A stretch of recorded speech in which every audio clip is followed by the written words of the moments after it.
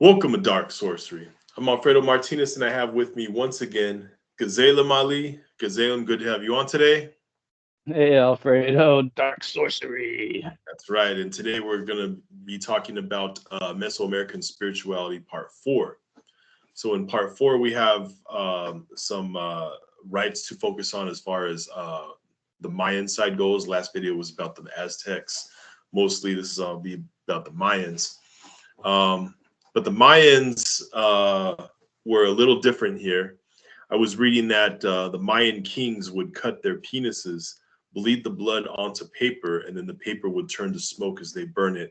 And then that way they could communicate with their ancestors. But the thing about the Mayans is it seemed like in their belief, only royal blood had the ability to do that. And yet the average, farmer, peasant, if they did the same practice, they really wouldn't have the same ability, at least in the mindset of the Mayan time period we're talking about. Would you agree with that? That's interesting. No, I hadn't ever heard that stuff. I think what's curious about it to me is, growing up Mormon, is that the apologists would really be able to have a heyday with them doing weird stuff to their foreskins and making their foreskins bleed if they want to try to connect them to Jewish people or something. But no, nobody wants to go there. Right. I'm sure they would make a whole series about that. But some of the artwork and the codices of that's really interesting. You could see them I guess they would get like a stingray spike or some type of thorn, and then there's these pictures of them, and the blood's just spraying off the end of their dicks and stuff. It's pretty crazy. Yeah, it was a stingray and either something else. I can't remember what it was. But let's talk a bit about the arrow sacrifice. So the arrow sacrifice, the victim is stripped naked and the body painted blue. Then the Mayans would tie the victim to a stake, dance around them. The Mayans would take the blood from different parts of the victim's body, smear it on an idol to whatever god they were sacrificing to. The dancers would then take arrows and shoot them at the victim. Now, sometimes they would leave the victim dead right there, but sometimes the victim would, instead of shooting arrows at the victim, from that point on, the victim would be brought up the top of a pyramid, was cut open with a tool made from the spine of a stingray or the tooth of a jaguar, either one. Then the victim was then placed on a stone altar looking at the sky. The priest would plunge a dagger into the victim's chest, allowing the ribs to be pulled apart by hand. The still beating heart would be ripped out and held up in the sky to the gods, and the heart would be burned and the body would be burned. Now, sometimes the body would be pushed down the pyramid steps, the body would be skinned, and a priest would wear the skin of the corpse and would do a sacrificial dance symbolizing renewal of life. The corpse would then be sometimes eaten by those standing by who watched the dance. So, yeah. Yeah, go ahead. Well, it's just curious because most of these practices I'm familiar through the Mexica, who ended up appropriating it or borrowing these type of things from the Mayans, and so it's interesting to wonder. It's similar with the ball game too, but no one really knows what the ball game rules were and things. Right. But some people were able to see it played after colonization and watching people play it before all their history was erased. But even with that, it makes you wonder how much of it was directly crossed over from the Mayans to cultures like the Mexica and things, and how much of it may have changed. I mean, like you can look at some of the really old, I think it's the Olmec artwork and stuff, but you have these statues of these babies, and they're the hybrids of jaguar. So it's like this half baby, half jaguar thing. And so I love how the jaguar with the Mexica became Tezcatlipoca, but all through that, those gods were adapted into the other cultures as time went by. It's really interesting. Now, let's hear a bit more about the Mayan ball game. So is it just the losers would just get sacrificed? Is that basically what the rules would be? You know, from what I understand, that wasn't necessarily always the outcome of the game. More so, that was when the game was going to be like what would be the word for it? Like the kings, it would be, the whole game would be set up to where the kings and the rulers would win, so they could sacrifice the losers. So it was kind of, you weren't going to win that game if you were going against like the hierarchy. But when it was practiced more in the cultural, I mean, it's even questionable whether it was actually a game. It's almost more like it's almost more like a ritual that was played out of like this cosmic event that was being reenacted on this plane, you know, like reenacting what the gods were doing, you know. And so I think there was that, you know, unless the game was set up by the rulers so that you would lose. But sometimes you just would lose by playing it. The game, the ball was made out of solid rubber and could weigh from 6 to 10 pounds. And there were a lot of people that if you got hit in the head, it could kill you. If you were only really allowed to use your torso and hips and legs to bounce the ball off of. And so some people would even just die from eternal bleeding from getting hit so hard by the ball because it was so heavy. Also, it's curious and interesting is that there's evidence that sometimes these balls, the rubber was actually built around a human skull. So you have a human skull inside this rubber ball. Wow. Which would probably make the ball a little lighter, which could be beneficial. So you don't have this solid piece of rubber knocking into you. Still, that kind of ups the stakes, though. You're playing with a severed head, you know, and it's just that in general. That's pretty crazy.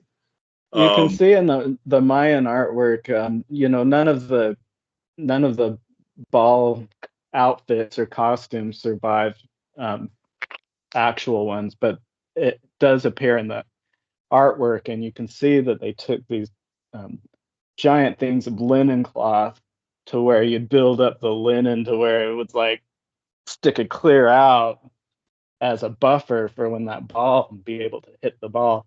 And there are a few groups in South America that still try to play the game, or at least as much as what's known right. left over by it. So it's pretty cool to watch.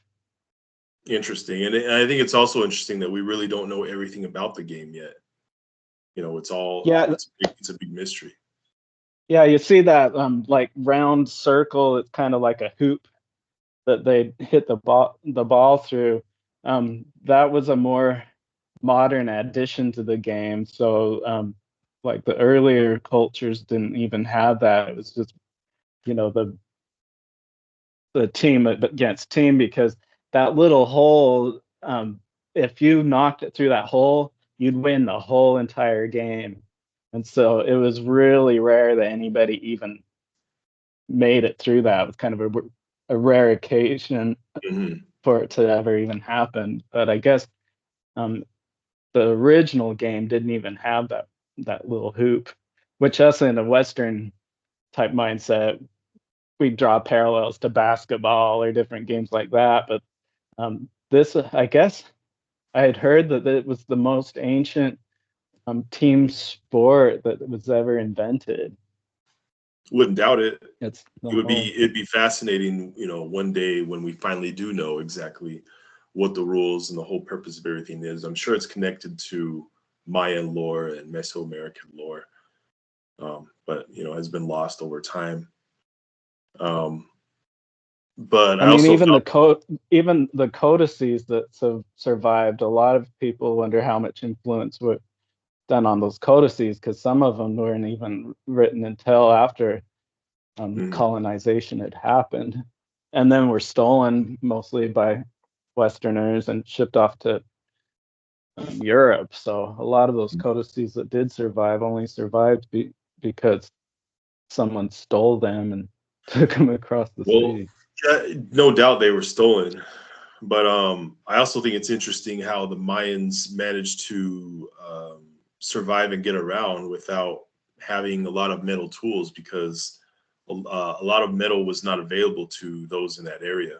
So they kind of had to work around that by using obsidian and some other substances as Yeah, it's tools. really interesting because they didn't have metallurgy like we have today or think of. There were some cultures that could work with copper tools and things, but not with the Mayans, and they didn't have beasts of burden either.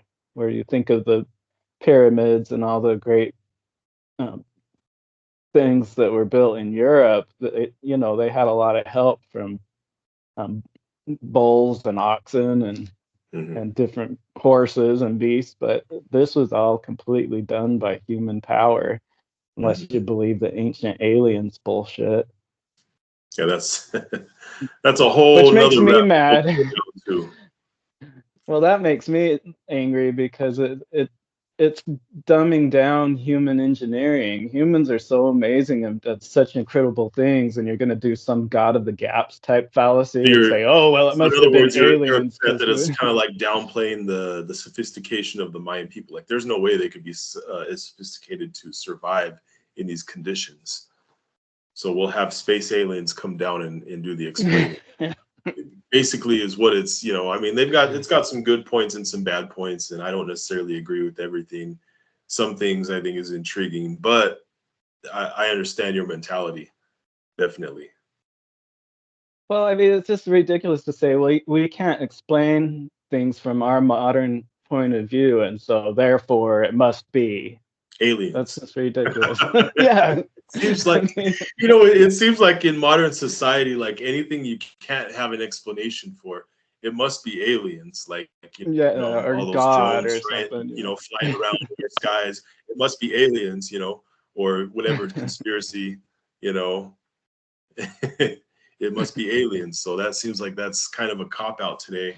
And what's crazy is you got a percentage of the population that's going around believing this like it's the gospel, 100%.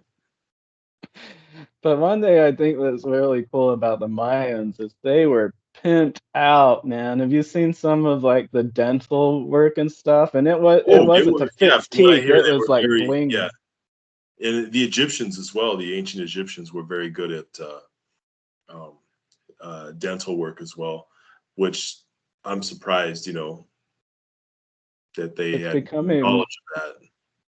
it's becoming popular now for people to put, actually drill jewels into their teeth and stuff. But some of those techniques, with the Mayans, it's amazing because you think of just even the nerves and what people go through in modern times. They're so fearful of the dentist, and then these people are putting rubies and precious stones Well, in their I, teeth. I And think it has more of a meaning, like nowadays, like from what we understand more about energy work and the energy that certain crystals and stones do give off of. I think from that perspective, it can be very beneficial from those who have an understanding of that. But yeah, to anyone who doesn't, that just probably seems like nonsense, you know. But well, and a lot of that seems to be metaphorical, when you look into. I used to be into crystal magic really hardcore when I first started and collected a lot of rocks, but most of that stuff seems such a basic explanation for something. It's like, oh, this is a black stone, and so it's good for absorbing negative energy, um, or this is a orange stone, and so it's sacred to the sun and empowerment. And I mean, so many of the metaphors for that, it just, and color theory and that kind of stuff just seems kind of self-explanatory. You know Some what of I it, mean? some of it is can goes off the rails a lot. Some of it is Fossils are good for the archaic record and and finding about the past. You know. you go with some more modern day conspiracy theories. But yeah, man, let's talk a bit about the Mayan god Tohil. Now, the god's association with human sacrifice meant that Tohil was one of the first deities that the Spanish clergy tried to eradicate after the conquest of Guatemala. That's not surprising. There's also a story of, I think, when Spanish missionaries came to Guatemala in this area.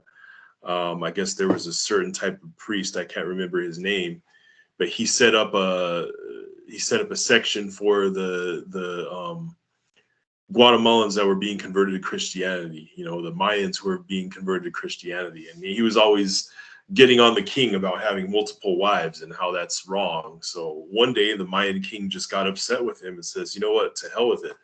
They snatched him up, slit his throat, carried him to the top of a pyramid, ripped his chest open, pulled his heart out, sacrificed him, severed his head, kicked his body down the pyramid steps. They did the whole thing. And then all the Guatemalan Christian converts, the Mayan converts, they took them, did the same sacrifice to all them, and put their severed heads on stakes around their area as a warning to all the Christians, saying, "Hey, don't try to tell the king about he shouldn't have so many wives, or else this is going to happen." So just showed those Christian missionaries and converts what's up. I thought that was an interesting story. Yeah, what's hilarious about that is to think, well, that's really extreme, because all they would have had to do is get out the Bible and say, "Oh, look, Moses and Solomon and David were all polygamists." It's like all he could have done is just pulled out the Bible and said, "In the name of Jesus, stop," or something, and it would have all went away. I guess that would have been their explanation. all your prophets had multiple wives. What are you talking about? Yeah, exactly. All your prophets and your heroes had multiple wives. Look at Solomon, look at King David, look at all these people, and then you're gonna go tell some Mayan king that he can't do the same thing? Come on now. It's pretty. They deserved it. It's pretty funny when you condemn all this stuff and all this immoral stuff in the Old Testament, and then some Christians are like, "Oh, well, that was the Old Testament." Like, so that automatically gives everyone a pass. That's no different today. I mean, you have all these TV preachers snorting cocaine off some dude's ass in the bathroom or something, and then back to church the next day, and just all these, it seems more and more often that if somebody really has a problem with something, it's just showing that, accusations or confessions type of crap. Hey, I mean, yeah, whether it's, all kinds of, religious leaders are getting caught for that stuff, no matter the religion. So it's just human nature, I guess, and humans are going to do what they do. But they don't know how to practice what they preach, Yeah, that's a big problem with religion. That's why more people are moving away from religion and going more to spirituality, as a means, or just science in general. So there was one thing I've found out that I didn't realize.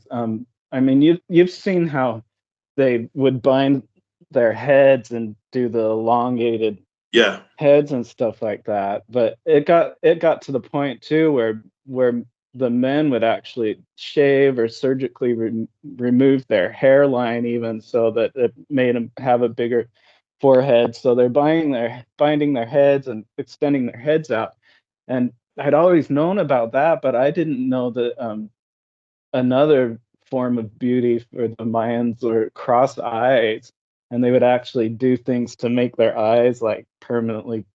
It makes you wonder if there was like some king or something that had like a lazy eye, and then it became like the beauty standard, and everybody wanted to Yeah, I didn't look know that that. way. I didn't know that. I mean, fashion, depending on the timeline, can be ridiculous in so many areas.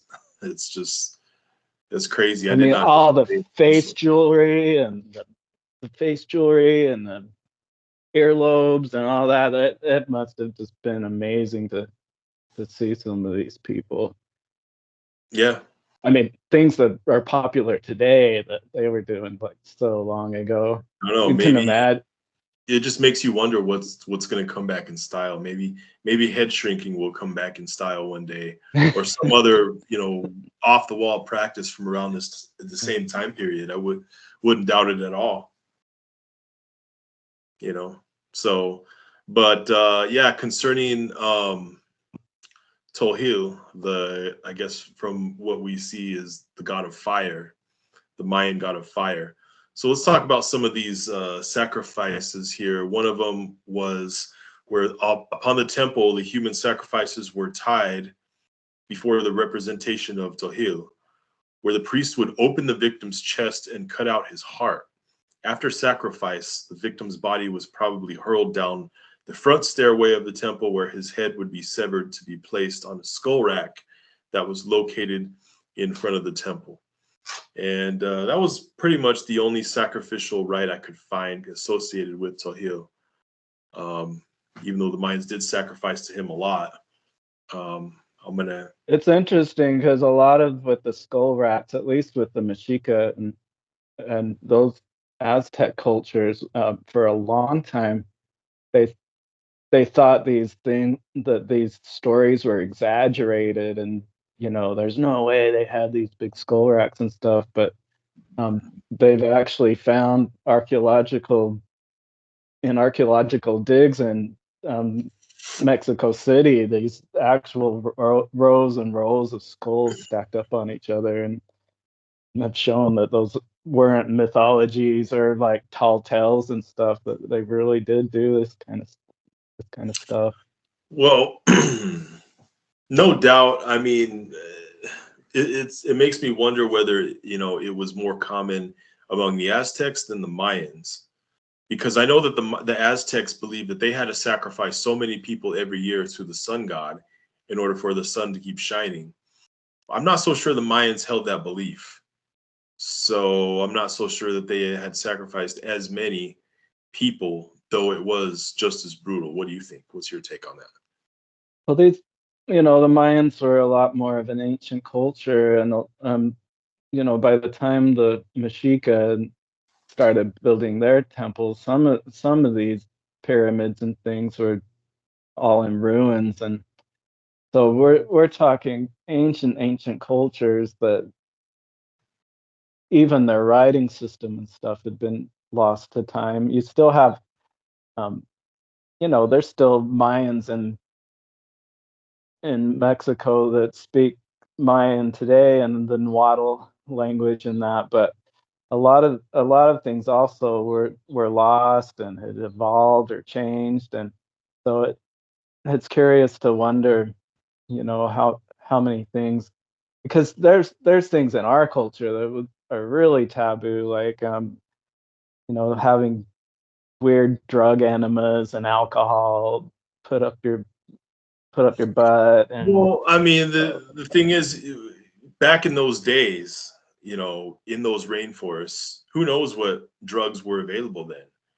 I mean, so maybe some drug that made you react some weird way was common in their village or in the rainforest around their villages. So therefore, they had these practices or rites that were very off the wall.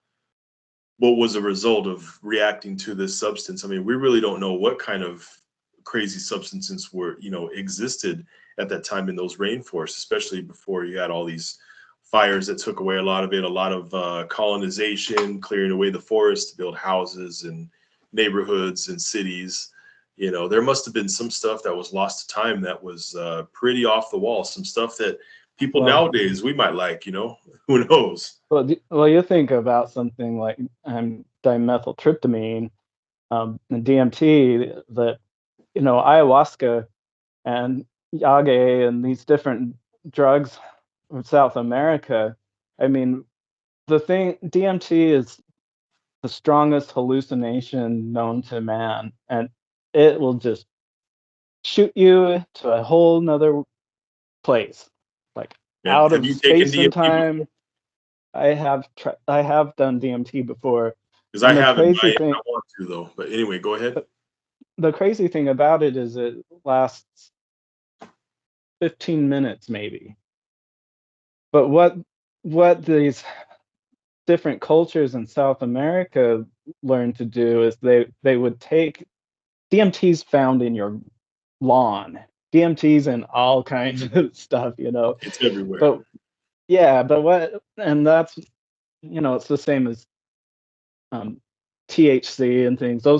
These chemicals react and activate in us because they're already in us. But what's interesting about the dimethyltryptamine in the ayahuasca is they learned if they put these two different plants together that it would create MOA inhibitors that would extend the duration of these drugs. And so you have something like DMT that goes in and out, you're out of it in 15 minutes, to where they're extending this to where it can go for hours at a time, the same type of thing. And it's just, I mean, you That's could see intense. where religion comes from, um, and especially with animism, where you believe that there's everything's alive, that rocks are alive, and trees have spirits and souls, and I mean something like So, like DMT is the gonna the indigenous belief where there is a spirit in everything. Is that what you're referring to? Hello? just lost you, man. Oh no, I lost your picture, and there you're back right now. Okay, Oh, okay. yeah. I think that I don't know if you're getting a phone call or something beeped No, I'm not getting a phone call, because you but froze on me too. it might have been maybe someone trying to hop onto my Wi-Fi, but I don't know. But yeah, man. So let's see. We were talking about what were we talking about? Just how these different ancient cultures, with the drugs and maybe how it influenced their Yeah, mythologies or something. yeah. I don't know. We were getting into something. I can't exactly remember what we were going at, but yeah, man. Let's go ahead and mention the Mayan goddess of the moon, Awilix. Right now, just going to briefly mention her. She was a goddess of the Okay. moon, queen of the night. She was associated with the underworld, sickness, and death, and was a patron of the Mesoamerican ball game. So she had something to do with the ball Oh, game, which I thought was interesting. But I really couldn't find, as far as sacrificial rites go, and anything deep into her, into her mythology. Didn't find too much information on that. I'll have to do some more digging for next time. But I was just wondering if you had come across any information about this moon goddess and her connection to the ball game. no, that's interesting. I don't really know much about any of the deities from Mayan mythology and stuff, except maybe some of them that may have crossed over into From the the Aztecs, right? Mexica, yeah, into the Aztec cultures and stuff. But what's interesting to me about it is that you look at like Greek cultures and these different cultures, and then you look at maybe Western Kabbalah, where you might have the Sephiroth on the Tree of Life as a giant filing cabinet where you can just put all these different manifestations onto it that Mm. represent things, like the moon goddess, and everything goes into here, and how that transcends cultures. It's kind of like this power of myth type of thing that you see, where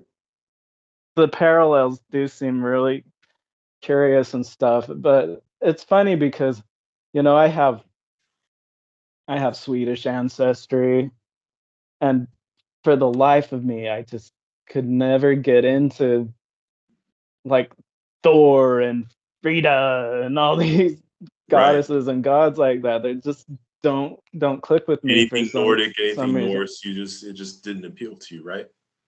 Yeah, and you have people, especially in the magic community, that think, oh well, it's so important that you find your path through your Your ethnic connection with your ancestors, right? ancestry and things like Yeah. that, where like I just a lot of that stuff just is kind of boring to me, and so You I could have don't just know. been. I mean, I'm sure that, like I was saying, with someone else a couple videos ago, like I'm sure that as far as your magical abilities and your interests go, that your ancestry does have a lot to do with influencing you in that regard. But then again, if you believe in reincarnation, if you believe in that, I mean, you're reincarnated from not just one race or culture, but from multiple races and cultures. So for all we know, in a past life, you could have been a Mayan or an Aztec king or someone in the village or a priest in that area. Maybe that's why you're drawn. That's why you're drawn to this stuff. It's funny how people that believe in that always end up being Queen Amidala from, Yeah, there's a lot of people that are it's like, oh, well, I'm actually this god incarnated, or I'm that deity incarnated, and they put themselves on a pedestal. it's Or never the sometimes down they're and like, out I'm this deity. plumber from. I'm this deity, but don't tell nobody. But what were you saying? I used to, back in the 1800s, I used to scoop up shit off the side of the road. That's for a living. Follow, Yeah, so I have a you right to know, this property. yeah. They're never like, it's like, wow, if you're just Mr. Joe Schmo now, like, and you were a king back then, are you de-evolving or something? What the Yeah, hell? it must be some kind of compensation. You know, you're you're so and so Jones now, but before you were King something something. Back then, like, oh, with all these jewels and women around, like society should hold you to a higher standard because of that. You're entitled, right? They feel entitled all of a sudden.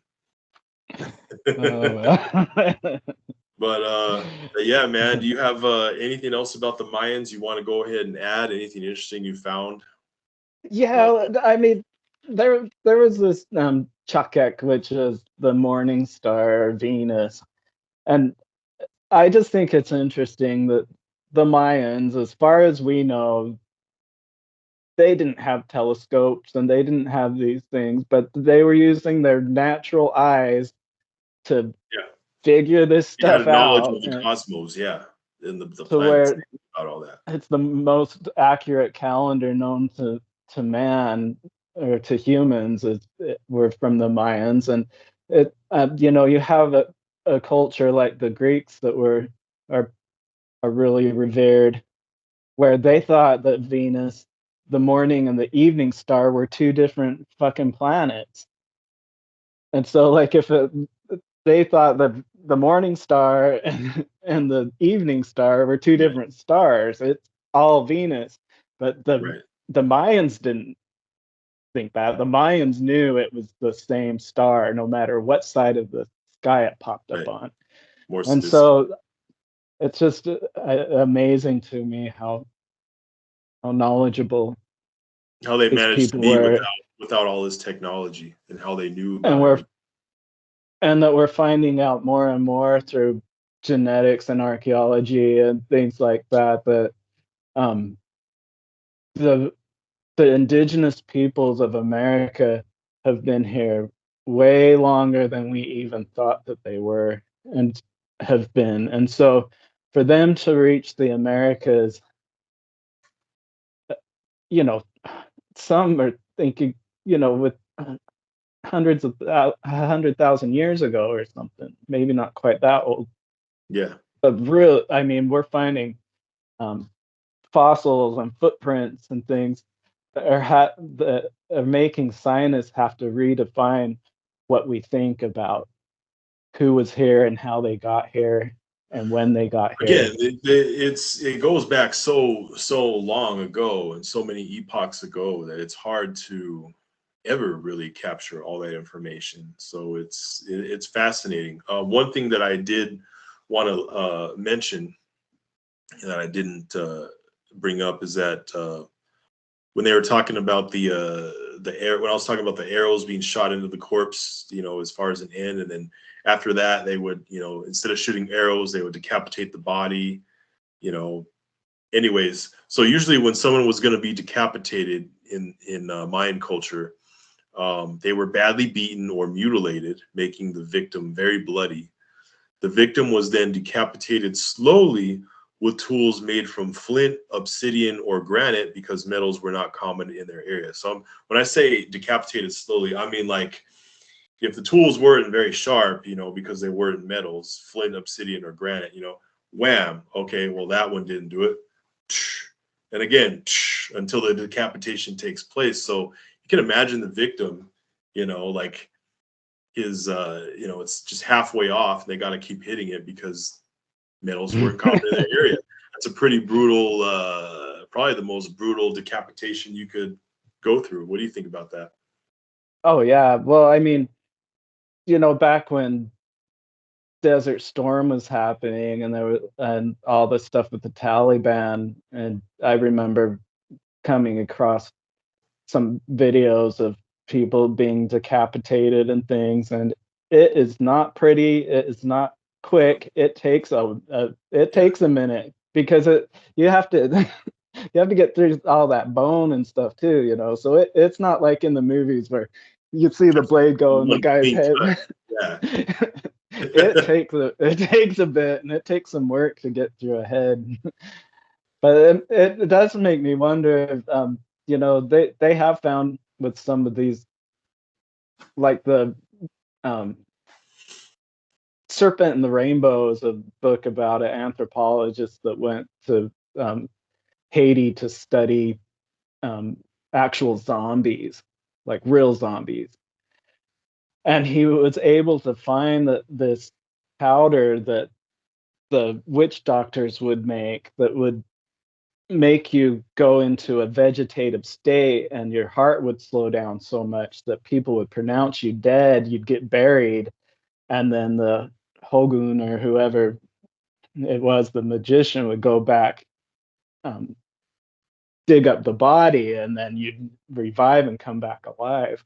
But one of the things in this poison was a you know, the cane toad or the toads. Like if you make them really really angry, then they put off the buffotoxins, which are the certain poisons. And so one part of the ritual is to put the frog in with the snake and make it really really angry, and then that would make it more powerful of a potion because of that angst between Mhm. riling it up. uh, it makes me wonder with the torturing of the victim, the same with Talak we talked about last time, how to make the little children cry was more sacred to Talak because of the tears represented Right. rain, and so that torture was a big part of the ritual.